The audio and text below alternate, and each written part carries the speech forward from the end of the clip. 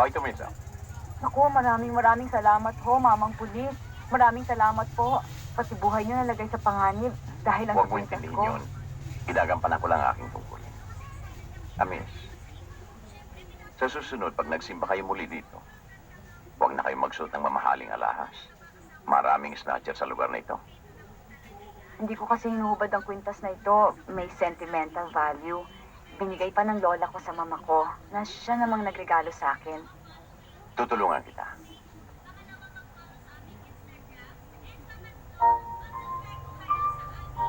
Amis, kung hindi mo mamasamain, maaari bang malaman ang pangalan mo? Amelia Santos.